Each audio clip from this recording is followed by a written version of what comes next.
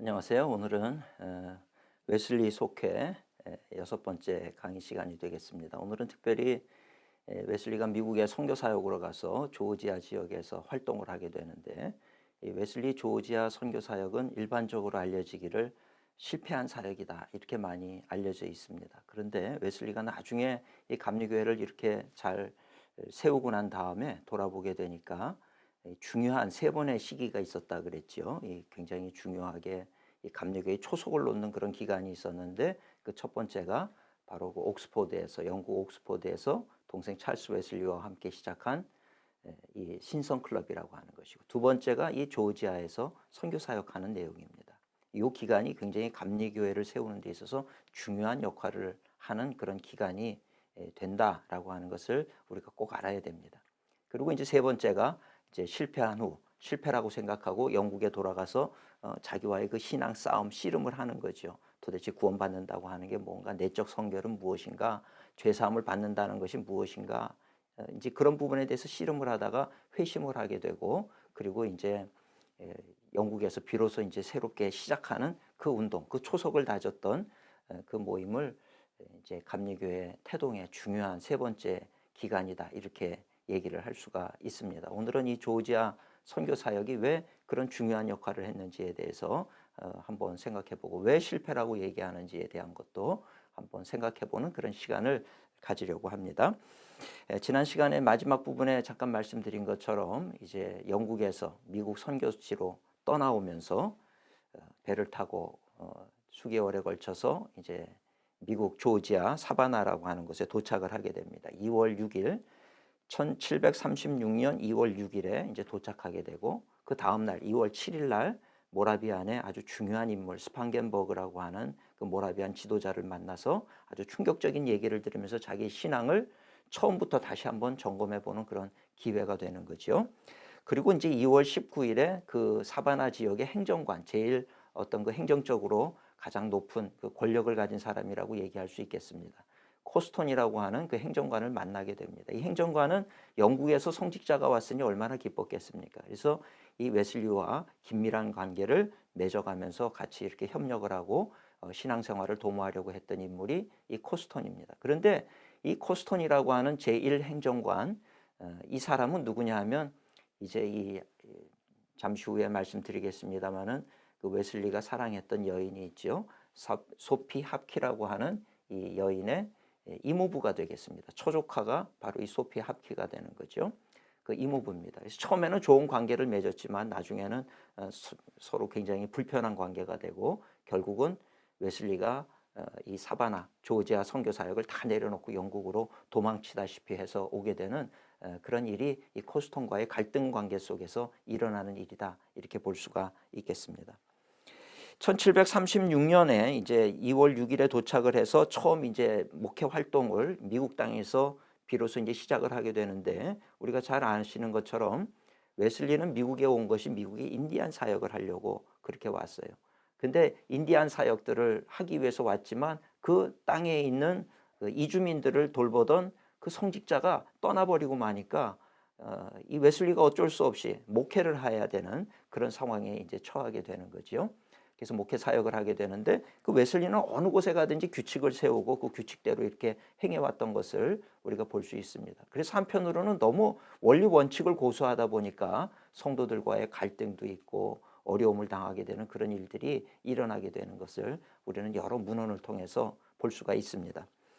웨슬리의 목회 활동을 보면 주일에는 새벽 5시에 예배를 드리고, 새벽 5시, 주일 새벽 5시 예배 드리고, 오전 11시에 성찬식과 설교를 하고, 그리고 오후 3시에는 이제 저녁 기도회를 인도하는 것으로 그렇게 주일을 보냈습니다.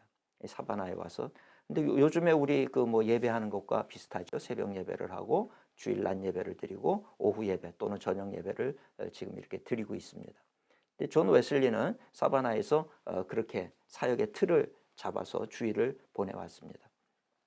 그리고 토요일에는 이 조지아 사바나 근처에 있는 여러 동네를 다녔습니다. 프랑스인들이 모여 사는 동네가 있고, 독일인들이 모여 사는 동네가 있고, 또 스페인계 유대인들이 모여 사는 동네가 있고, 거기를 이렇게 다니면서 그들과 함께 예배를 드리기도 하고 예배를 인도하기도 하고, 특별히 스페인계 유대인들을 위해서 그들과 소통하기 위해서 스페인 공부를 하기도 하고, 이 영국에서 미국으로 오는 배 위에서는 그 26명의 모라비안 교도들과 대화하기 위해서 독일어를 공부를 했죠.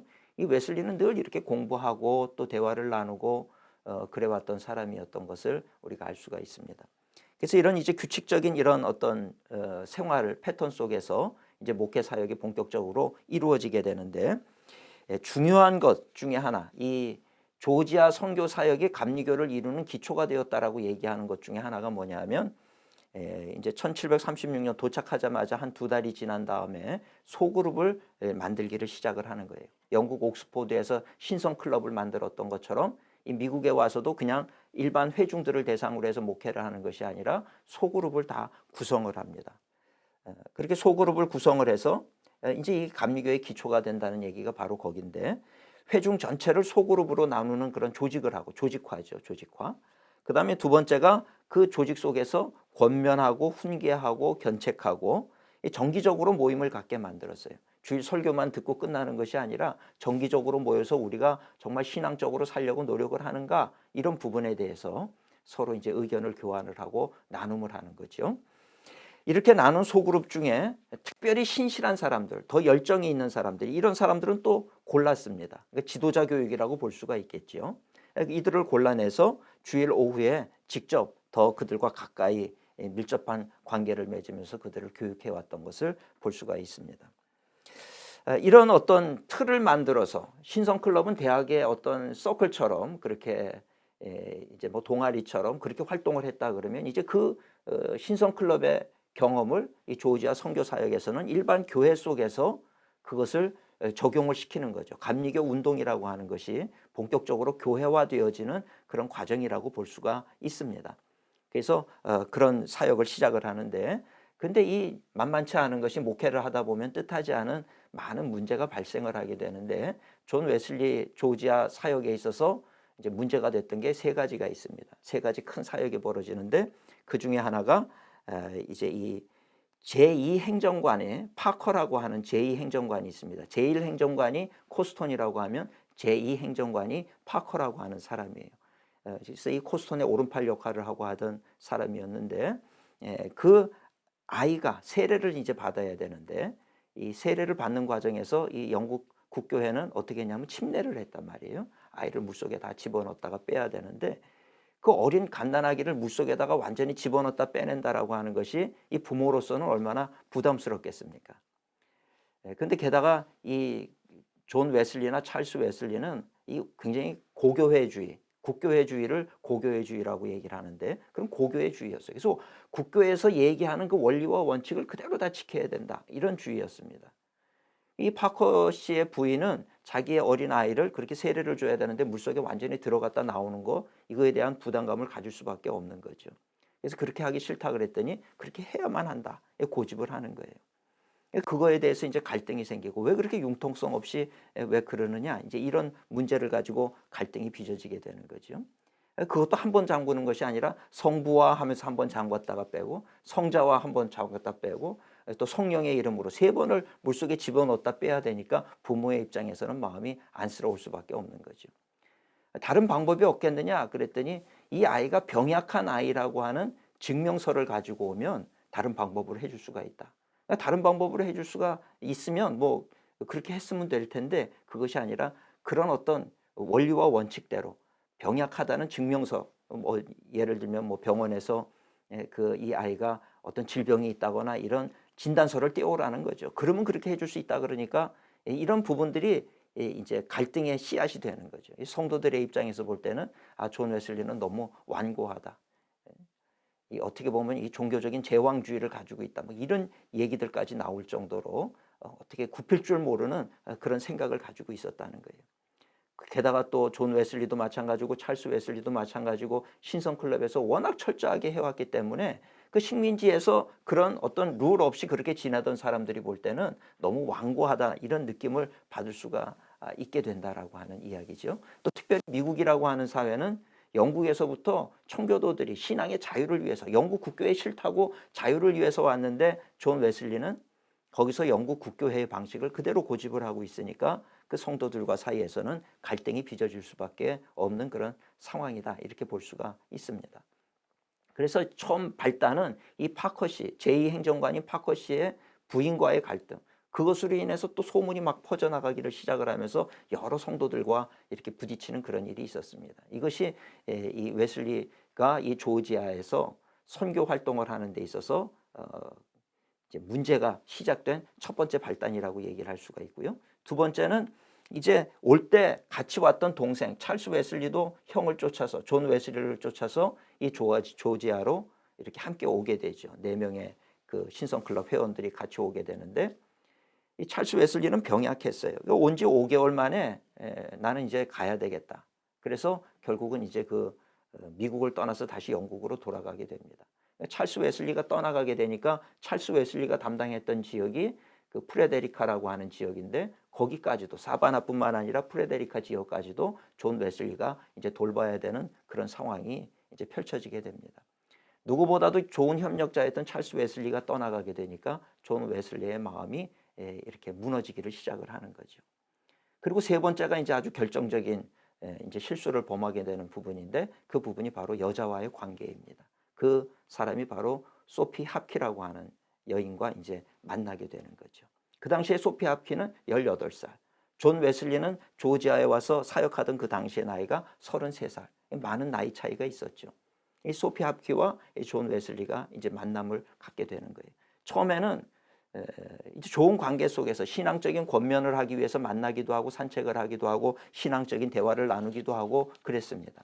근데 시간이 지나가면서 그 마음이 이제 서로에게 애틋한 그런 감정이 싹트기를 시작하면서 서로 좋아하는 그런 관계가 이제 펼쳐지게 되는 거죠. 그래서 존 웨슬리가 미국 땅에 도착한 게 1736년 2월 6일이었어요. 근데 소피 합키를 처음 만나는 거는 한 달 뒤 1736년 3월 13일에 이제 처음 만나서 신앙 지도를 하기도 하고 이제 이렇게 책을 읽어주기도 하고 이제 이런 관계가 되는 겁니다. 근데 그러다가 점점 이제 마음속에 서로에 대한 관심이 싹트기를 시작을 하게 됩니다. 근데 아까도 말씀드린 것처럼 이 소피 합키는 누구냐 하면 제1행정관이었던 그 당시에 사바나 지역의 최고 행정관이었던 이 코스톤이라고 하는 사람의 처조카, 그러니까 이모부와 조카 사이가 되는 거죠. 처음에는 이 코스톤도 자기의 이 조카 딸과 함께 이 존 웨슬리가 결혼을 해서 차라리 안정되면 이 사바나 지역의 좋은 성직자로 계속 남아서 이렇게 활동을 했으면 좋겠다 이런 마음이 있었습니다. 그래서 소피 합키와 만남의 과정을 계속해서 이어주기도 하고 만나라 대화해라 그러면서 이렇게 만날 수 있는 접촉점을 자꾸 이제 열어주게 되는 거죠. 거기에 대해서 존 웨슬리도 이 소피 합키에 대해서 굉장히 좋은 그런 호감을 갖게 됩니다. 그래서 같이 신앙서적을 읽기도 하고 노래를 부르기도 하고 저녁이 되면 산책을 하기도 하고 이제 그렇게 되는 관계가 이제 형성이 됩니다. 근데 그 당시에 이 소피 합키라고 하는 여자는 18살이었는데 그럼에도 불구하고 벌써 약혼녀가 있었어요. 그 약혼녀가 멜리 챔프라고 하는 약혼녀가 있었습니다. 근데 존 웨슬리를 만나면서 이 멜리 챔프와 파혼을 하게 돼요. 파혼을 하면서 존 웨슬리에 대해서 좋은 마음을 가지고 결혼을 하려고 그렇게 되는 거죠. 먼저 존 웨슬리도 그런 부분에 대해서 굉장히 좋은 마음을 가지면서 이 소피 합키한테 이런 고백을 합니다. 내가 나의 삶을 당신과 함께 나눌 수 있다면 나는 행복한 사람이라고 생각합니다. 이 얘기는 뭐 결국은 결혼했으면 좋겠다 뭐 이렇게 받아들일 만한 그런 얘기인 거죠. 그래서 이 멜리 챔프와 파혼을 하고 존 웨슬리와 결혼을 하려고 그러는데 존 웨슬리가 자꾸 뭔가 이렇게 미적지근한 그런 모습을 보이는 겁니다. 그래서 혼인을 주저하고 불투명한 태도를 보이니까 참 안타까운 마음을 갖는 거죠. 그래서 이제 그 다음에 윌리엄슨이라고 하는 남자를 데려와서 존 웨슬리에게 당신 지금 내가 이 사람이랑 결혼할 건데 당신이 하지 말라 그러면 안 하겠다. 그리고 나는 당신과 결혼을 하겠다. 뭐 이런 마음을 가졌는데 존 웨슬리는 거기서도 미적지근한 태도를 보이면서 두 사람을 축복해서 결혼하라고 그러는 거예요. 그러니까 이제 이 소피 합키는 이제 화가 나가지고 홧김에 했는지는 모르겠지만 그 윌리엄슨이라는 사람이랑 바로 결혼을 하게 됩니다. 존 웨슬리와 처음 만난 거에 꼭 1년째 되는 날 이 소피 합키는 윌리엄슨이라고 하는 사람하고 결혼을 하게 되는 것을 볼 수가 있습니다. 그래서 왜 그 당시에 웨슬리가 결혼을 하지 않았는가? 왜 그런 생각을 가졌는가? 이거에 대해서 이제 많은 의견들이 있습니다. 근데 그거에 대해서 이제 대체적으로 나오는 이야기가 존 웨슬리는 평소에 이 독신 생활에 대해서 굉장히 호의적인 마음을 가지고 있었다는 거예요. 주의 일을 하고 선교 사역을 하는 데 있어서 이런 호의적인 그런 마음을 가지고 있었기도 하고, 그다음에 무엇보다도 찰스 웨슬리, 동생 찰스 웨슬리의 반대가 심했어요. 결혼 얘기를 하고 그렇게 내가 누구를 사귀고 좋아한다 이런 얘기를 하니까 찰스 웨슬리는 당신 여기 지금 선교하러 왔느냐 결혼하러 왔느냐 뭐 이러면서 정신을 차리라 뭐 이제 이런 식이었고, 같이 따라왔던 델라모트라고 하는 사람도 오랜 친구지요. 이 델라모트 역시 웨슬리 당신이 하퀴와 결혼한다면 난 이제 당신을 떠날 것이다. 막 이런 식으로 얘기를 하니까 고민이 될 수밖에 없는 거예요. 그 당시에 이제 모라비안 스판겐버그를 만나기도 하고, 이 모라비안에 대해서 호감을 가졌던 존 웨슬리가 취한 방식은 뭐냐면 제비뽑기를 선택을 하는 겁니다. 제비뽑기를 하면서 나무가 이쪽으로 쓰러지면 예스고 저쪽으로 쓰러지면 노다, 이제 이런 생각을 가지고 있는 거죠. 그래서 처음에는 이제 제비뽑기를 하고 막대기를 넘어뜨리는 것도 하고 뭐 이런 방법 저런 방법 여러 가지 방법을 사용을 하게 되는 거예요. 제비를 뽑을 때 첫째는 결혼할 것, 두 번째는 금년에는 이 문제를 더 이상 생각하지 않을 것, 세 번째는 결혼에 대해서는 더 이상 생각하지 않을 것. 이 생각을 하고 그 친구인 델라모트가 제비를 뽑았는데 세 번째가 뽑히게 되는 거예요. 그래서 이 결혼에 대해서는 더 이상 생각하지 마. 이런 것들이 사실은 웨슬리로 하여금 소피 합키가 적극적으로 이렇게 결혼에 대해서 얘기를 하고 함에도 불구하고 미적지근한 태도를 보일 수밖에 없었던 거죠.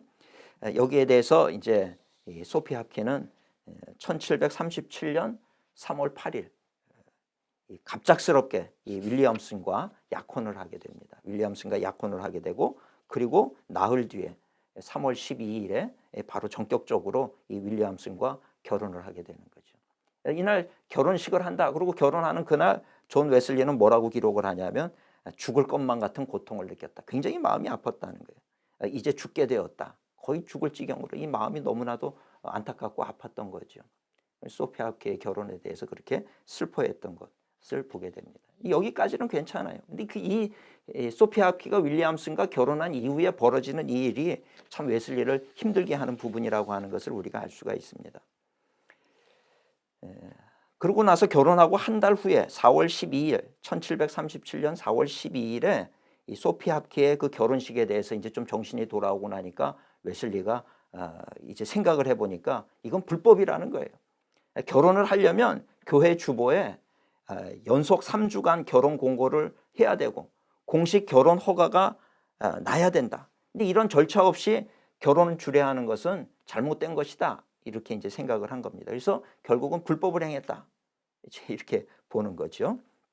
그러고는 몇 달이 지난 다음에 7월 3일에 성찬식을 행하는데 거기 이제 소피 합키가 왔겠죠. 거기서 성찬식이 끝난 다음에 소피 합키를 아주 신랄하게 이제 그녀의 잘못된 행동에 대해서 꾸짖게 되는 거죠. 여기에 대해서 상처를 받으니까 그 사바나의 제1행정관 소피 합키의 그 이모부인 이 코스턴이 웨슬리한테 정중하게 편지를 써라.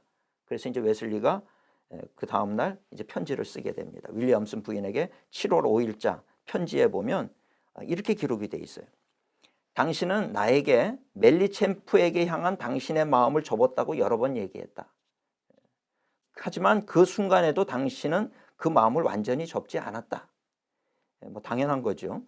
그다음 두 번째, 당신은 윌리엄슨과 결혼을 할 의사가 없다고 내게 자주 말했다. 하지만 그런 말을 하는 순간에도 그런 계획을 가지고 있었다. 어떻게 이런 사실을 숨기기 위해 당신은 일부러 위선적인 그런 행동을 했다. 얼마나 사악한 행동인가 이렇게 얘기를 합니다. 결국은 그냥 어떻게 보면 웨슬리와 결혼하고 싶어서 그렇게 얘기했던 그런 거에 대해서 당신이 아주 사악하게 뭔가 악한 의도를 가지고 진짜가 아닌 거를 그렇게 돌려서 말했다. 사랑하는 사이에서 벌어지는 그런 일들에 대해서 그런 것들을 막 잘못한 거, 솔직하지 못했다 이런 것들을 꾸짖기를 시작을 합니다. 그런데 그것이 거기서 끝나는 것이 아니라 이제 한 달 뒤에 8월 첫 주 8월 7일 성찬식을 또 받으러 왔는데 거기서 이 소피 합키로 하여금 성찬에 참여하지 못하게 하는 거예요. 당신은 성찬을 받을 자격이 없다. 이렇게 되니까 이 소피 합키는 화가 나는 거죠. 윌리엄슨 부인으로서 나에게 이렇게 많은 사람 앞에서 모독을 줬다. 그래서 이제 고소 사건이 그때부터 벌어지게 되는 겁니다. 왜 나에게 성찬을 주지 않았느냐. 7월 5일자 편지에 썼던 그 내용 그대로인 거예요. 솔직하지 못했다. 그런 거에 대해서 네가 정식적으로 회개하지 않았다. 그 상태에서는 성찬을 받을 수가 없다. 그러니까 이제 타당한 웨슬리의 이유를 웨슬리는 그걸 타당하다라고 얘기를 하지만 그걸 받아들일 수가 없는 거죠. 근데 그 자기의 그 조카인 소피 합키가 그런 상처를 받았다. 그 당시 행정관인 사바나 행정관인 코스톤도 화가 날 수밖에 없는 거죠. 그래서 아주 법정에서 무거운 형벌을 때리기를 시작합니다. 영장을 발부를 하고 1,000파운드의 보상액을 요구를 하는 거예요. 지금도 1,000파운드 그럼 큰 돈인데 그 당시에 웨슬리 당시에 1737년도에 1,000파운드면 어마어마한 돈이죠. 그거를 요구를 하는 겁니다. 그러면서 재판을 하게 되는데 이 코스톤이 워낙 그 사바나 지역에 강력한 그런 어떤 지도자였기 때문에 배심원들을 세우는데 이 배심원들이 다 웨슬리에 대해서 좋지 않은 감정을 가진 사람들을 다 배심원으로 세우는 거예요. 그리고 존 웨슬리를 몰아붙이기를 이제 시작을 하게 되는 거죠. 그러면서 코스톤은 생각할 때 좋은 사람인 줄 알았는데 존 웨슬리가 이렇게 영적인 독재자처럼 그렇게 성찬도 막 너는 받을 수 있다 없다를 결정하고 이런 거에 대해서 굉장히 안 좋게 생각을 하는 거죠. 그러면서 불법적인 권위로 양심을 마비시킨 자다 막 이렇게까지도 얘기를 하면서 이제 두어 달간 시끄러운 법정 소송이 이어지게 되는 겁니다. 이렇게 선교하러 왔다가 목회도 제대로 못하고 이런 갈등 속에서 성도들과의 갈등, 무엇보다도 이 어떤 사랑하는 여인과의 그런 이 소송 문제 이런 것들이 이렇게 휘말리게 되고, 그리고 권력을 가졌던 이 코스톤 행정관까지도 공격을 해야 되니까 이제 웨슬리로서는 지칠 수밖에 없는 거죠. 그래서 웨슬리는 뭘 생각하냐면 이제 내가 다시 영국으로 돌아가라는 하나님의 사인이 아니겠는가. 이제 이렇게 어려워지니까 이게 하나님의 사인이다 이렇게 생각을 하고 친구들과 논의를 하게 됩니다. 그리고 1737년 12월에 결국에는 이 코스톤에게 난 영국으로 돌아갈 거다 이렇게 선포를 하고, 그리고 이제 영국으로 도망치듯이 돌아오게 되는 것이 웨슬리의 그 선교 사역이라고 볼 수가 있습니다. 뭔가 변변하게 세워놓은 것도 없이 그렇게 하고 이제 도망치듯이 나와야 되니까 이 웨슬리는 스스로 생각할 때 나는 실패자다. 뭐 절대로 객관적으로 봤을 때 그것을 성공한 목회라고 이렇게 볼 수는 없는 거죠. 그런 관계 속에서 상황 속에서 이 웨슬리는 상당히 안타까워하는 그러면서 영국으로 돌아가는 배에 오르게 되는 그런 상황인 것이지요. 그래서 조금 더 내용을 살펴보면 거의 이 소피 합키 때문에 도망치다시피 이렇게 도망을 치게 됐는데, 그래서 이제 배를 타고 미국에서 출발하게 되는 것이 1737년 12월 22일에 사무엘이라고 하는 배의 이름이 사무엘입니다. 이 사무엘은 웨슬리의 아버지 이름이 사무엘 웨슬리죠. 그래서 근데 이 도망치다시피 가게 되는 이 배의 이름도 사무엘호를 타고 다시 영국으로 이제 도망치게 그렇게 됩니다. 그래서 1738년 1월 24일에 이제 영국을 도착하기 한 500여 마일을 앞에 두고 그리고 깊은 상념에 빠지게 되는 거예요. 상념, 실패와 절망감 속에서 누가 봐도 뭐 자기가 스스로 생각해도 이제 모든 것을 다 그냥 뭐 사역이니 목회니 내가 인디안 선교를 어떻게 할 것이니 이런 계획이 있었지만 그런 것들을 다 뒤로 하고 자기는 거의 도망치다시피 해서 올 수밖에 없었던 거죠. 거기에 대해서 이제 상념에 잠기게 되면서 이런 고백을 하는 거예요. 1738년 1월 24일자 그의 저널에 보면 이렇게 기록이 되어 있습니다. 나는 인디언을 개종시키기 위해 미국으로 그러나 누가 나를 개종시켜 줄 것인가? 누가 무엇이 이렇게 악한 불신앙으로부터 나를 구원할 것인가? 나는 겉만무성한 여름 나무 같은 종교를 가지고 있다. 이렇게 얘기를 합니다. 겉만무성한 여름 나무 같은 그런 종교를 가지고 있다. 나는 인디언들 구원하러 갔지만 누가 나를 구원할 것이냐. 이런 생각을 토로하고 그의 일기에 저널에 적고 있는 것을 볼 수가 있습니다. 그래서 이 웨슬리의 조지아 선교 실패 원인이 무엇이냐 이런 얘기들을 할 때 세 가지를 얘기하는데 극단적인 고교회주의와 금욕주의를 일관했다. 이것이 첫 번째 이유다. 두 번째는 웨슬리의 그 고귀한 생활이 이 거친 식민지 사람들과 잘 조화를 이루지 못했다. 세 번째는 조지아주 사람들은 웨슬리 형제들의 그 경건한 모습이 굉장히 부담스럽게 여겨졌다. 이제 이런 것들 얘기를 합니다. 성찬을 받으려면 다시 이 비국교도들 그런 세례는 인정할 수가 없다. 영국 국교회의 세례를 받아야 되니까 웨슬리는 다시 자기에게 와서 다시 세례를 받아라. 조금도 어떤 융통성이 없고 모든 것들 규격 안에서만 모든 걸로 하려고 했던 그런 모습들이 사실은 많은 그 성도들과 부딪히는 그런 부분이 될 수가 있었다라고 하는 이야기입니다.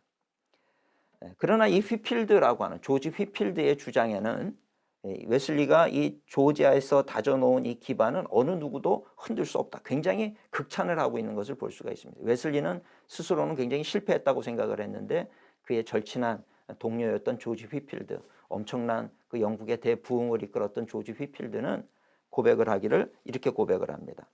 웨슬리가 미국에서 이룬 업적은 말로 표현할 수 없을 정도다. 사람들은 그의 이름을 소중히 여겼고 그가 다져놓은 기반은 바라건대 사람이건 악마건 결코 흔들 수 없는 것이었다. 이렇게 얘기를 하는 것을 볼 수가 있습니다. 그렇게 해서 이제 그 조지 휘필드는 이렇게 웨슬리를 좋게 평가를 이제 하게 되는데, 그럼에도 불구하고 이제 배를 타고 12월 22일에 미국 찰스턴 항을 출발한 존 웨슬리는 이제 1738년 2월 1일에 이제 영국 딜이라고 하는 도보 해협을 건너면 그 딜이라고 하는 항구가 있는데 그 딜 항구에 이제 도착을 하면서 영국으로 이제 다시 돌아오게 됩니다. 배를 타고 오는데 걸린 기간이 한 40일 정도가 걸렸던 거죠. 40일에 걸쳐서 배를 타고 미국에서 영국으로 도착을 하게 됩니다. 미국 선교를 위해서 영국으로 떠났던 기간이 언제냐면 한 2년 4개월 만에 다시 고향으로 영국으로 돌아오게 되는 겁니다. 그 2월 1일 새벽 4시에 영국 딜에 도착을 하면서 심한 실패감과 절망감에 물들어 있던 존 웨슬리는 이렇게 고백을 하는 거예요. 유명한 글이지요. 조지아 인디언들에게 기독교 복음을 가르치기 위해 잉글랜드를 떠난 지 2년 4개월 만에 돌아오게 되었다. 그러나 그 시간 동안 나는 무엇을 배웠는가? 다른 사람을 회심시키기 위해 아메리카에 간 내가 왜 정작 나 자신은 회심시키지 못한 것인가? 내가 땅끝까지 가서 깨달은 것은 나는 하나님의 영광에 이르지 못했다는 것이다. 나의 마음 전체는 타락하였고 부패하였다. 결과적으로 내 모든 삶은 하나님의 생명으로부터 소외되어 있다. 나는 진노의 자식이며 지옥의 상속자다. 아주 심한 절망감 가운데 빠져 있다라고 하는 것을 우리가 볼 수 있는 그런 대목입니다. 이런 마음을 가지고 좌절감 속에 이렇게 영국으로 돌아오게 되는데 1738년 2월 3일자 그의 일기에 보면 이 친구인 델라모트 가족에게 가는 거예요. 블렌든이라고 하는 곳에 사는 델라모트의 친구집에 델라모트라고 하는 친구집에 가서 그 부모들을 만나게 되는데 그 부모들이 아주 환대를 하면서 맞아주게 됩니다. 그 저녁에 다시 영국 런던으로 돌아오게 되는 거죠. 2년 4개월 만에 돌아오게 되는데 요 한 사흘 나흘 사이에 심경에 좀 변화가 생겨요. 그 조지아 선교 사역에 대해서 굉장히 대단하게 실패했다라고 생각을 했지만 그러나 좀 가만히 생각을 해보니까 이게 실패인 것만은 아니다 이런 생각을 이제 웨슬리가 하게 되는 거죠. 그래서 그는 2월 3일자에 이렇게 기록을 합니다. 비록 낯선 땅에 머무르는 동안 내가 계획했던 대로 다 이루어지지는 않았지만 많은 이유에서 하나님께 감사하다. 절망감에서 좀 벗어나는 그런 얘기를 하는 거죠. 하나님께서 나를 겸손하게 하셨으며 내 마음속에 있는 것이 무엇인지를 확인하게 하셨다.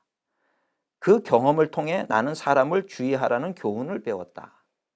사람은 한순간에 바뀔 수 있다는 것을 이제 보게 되는 거죠. 나의 모든 인생길에서 하나님을 인정해야 하는 것도 배웠다. 인간의 생각은 실패할 수밖에 없다. 나의 길을 인도하시는 분은 하나님이시다.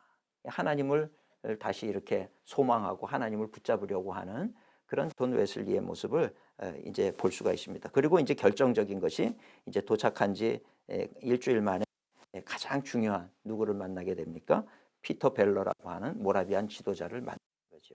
존 웨슬리의 일생에 있어서 피터 벨러라는 아주 지대한 영향을 미친 그런 사람 중에 한 사람이 됩니다. 모라비안 지도자인데 이 런던에 도착해서 피터 벨러를 만나고 이 피터 벨러와 교제를 하면서 그러면서 이제 새롭게 감리교 운동을 시작할 수 있게 되는 이제 이 기초가 이 피터 벨러를 통해서 이루어지는 것을 우리가 볼 수가 있습니다. 다음 시간에는 이제 영국에 온 웨슬리가 어떻게 회심을 하게 되고 회심 이후에 너무나도 이 모라비안에 대해서 알고 싶은 마음에 이 독일의 헤르누트에 가가지고 진젠도르프 백작을 만나고 그곳에서 이제 그 헤르누트의 그 모든 조직과 이런 것들을 아주 낱낱이 적어가지고 오게 되는데 그런 것들이 결국 감리교회를 더욱더 견고하게 만들고 감리교회 운동에 초석이 되도록 만드는 그런 근거가 됩니다. 다음 시간에는 이제 영국에 돌아온 웨슬리의 회심과 또 헤르누트 방문에 대해서 강의를 하도록 그렇게 하겠습니다. 수고하셨습니다. 감사합니다.